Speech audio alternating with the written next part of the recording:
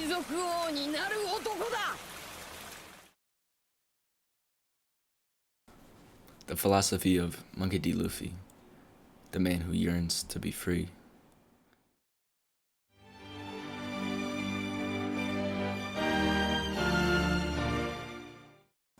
Throughout Monkey D. Luffy's life, one thing has always stayed the same: his unwavering philosophy and ambition. But what exactly is the philosophy of Luffy? To know this, we have to go back to the start, back to where it all began. The biggest driving factor in the ideals and philosophy of Luffy don't come from a mother, a father, or even another family member. It comes from his idol and his mentor, Red Hair Shanks. In Luffy's early days in Goa Kingdom, he met Shanks, one of the strongest pirates in the world, quickly on his way to power in the world of One Piece. However, something was different about Shanks when compared to other pirates. He never plundered, killed, or even lifted a finger to assert his power over others. Shanks was a laid-back, compassionate man, a perfect mentor to a young, rambunctious Luffy. Shanks' qualities set him up to be the perfect mentor to Luffy. But the biggest influence Shanks had on Luffy wasn't from what he taught Luffy. Rather, it was from what Luffy observed about Shanks.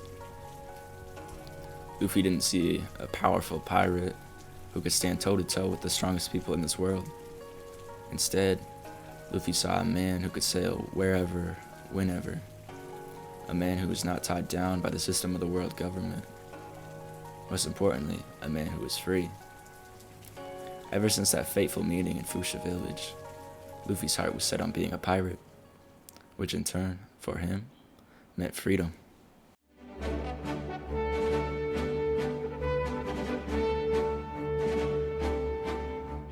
The next stepping stone we need to look at comes from the post-war arc after Marineford. For the first time in the series, we see how Luffy was raised. However, lacking parental figures, Garp was the one responsible for raising Luffy. He used questionable methods, but one thing was for sure: his methods made Luffy strong. We could see in multiple instances Garp's desire for Luffy as well as Ace's future. Garp wanted them to be strong Marines who could rise through the ranks. However, in Garp's absence, Luffy would be more drawn to Shanks than his grandpa. Garp wanted Luffy and Ace to be Marines so they wouldn't suffer the same fate as their respective fathers, the two most infamous criminals in the One Piece world: Roger, the former king of the pirates and the man with the highest bounty ever, and Dragon, leader of the Revolutionary Army and the so-called most wanted man in the world. Garp had no choice but to stand idly by as he saw his friend and rival Roger executed, leaving a young Ace as an orphan. All Garp wanted was to never see Ace or Luffy in the same position that Roger was in, knowing that once again he would be powerless to stop it.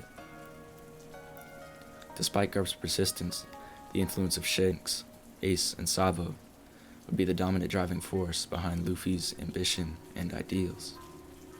Together, Ace, Sabo, and Luffy would make a toast as brothers, and they would vow to become pirates. This vow would solidify Luffy's destiny as a pirate rather than a marine, opting for freedom from the world government instead of safety and refuge under it. However, merely becoming a pirate was not enough for Luffy. Even becoming a captain would not be enough to satiate his hunger. Luffy didn't want to just be free. Luffy wanted to become the freest man in the world.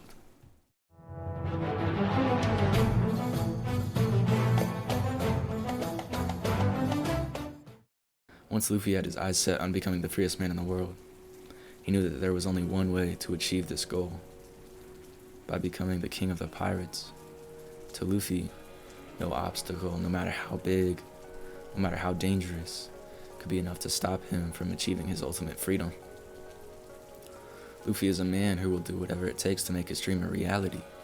However, as goal-driven as Luffy is, we never see him try to do it alone, try to take advantage of others, or even use stereotypical underhanded methods that a pirate would use.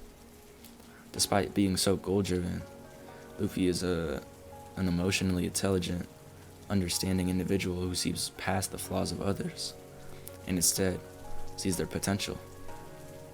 Take Nami for example. She betrayed the crew by stealing the ship and all of their money so she could be free from Arlong. Luffy could have just moved on and gotten another navigator to continue his journey.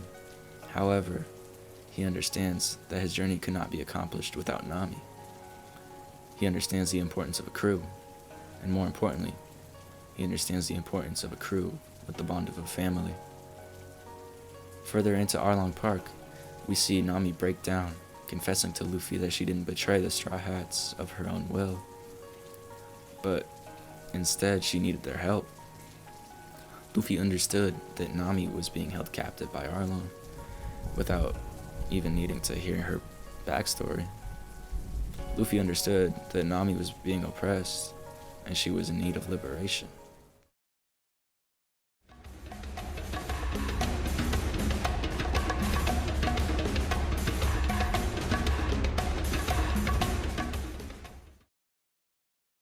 Luffy is not someone who only wants freedom for himself. Even though his goal is to be the freest man in the world, he will not hesitate to help liberate others. Luffy says that he is no hero, nor does he have the desire to be a hero.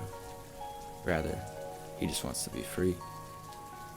Even though Luffy doesn't want to be a hero, he understands better than anybody when people are in need of liberation. We see this time and time again throughout the series. When he frees Nami from Arlong, when he frees Robin from Baroque Works and CP9, when he frees the kingdoms of Alabasta and Dressrosa from their oppressive rule, when he frees the Shandians from NL, when he frees the people of Thriller Bark from Gecko Moria, so on and so forth. Luffy understands better than anyone the oppression brought by the world government, which is the reason he couldn't follow Garp's ideals. On Sabaody, we see Luffy's disgust towards the oppressive, discriminatory world nobles. On Enies Lobby, we see him declare war on the world government in order to free Robin. Luffy is not a traditional hero, but he is a liberator.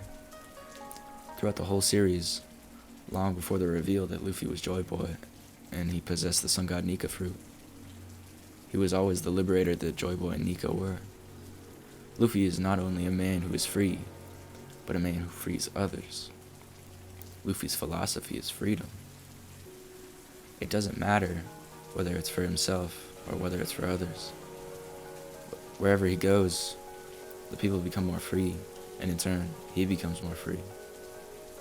Luffy is not a man driven by morals, but a man driven by freedom.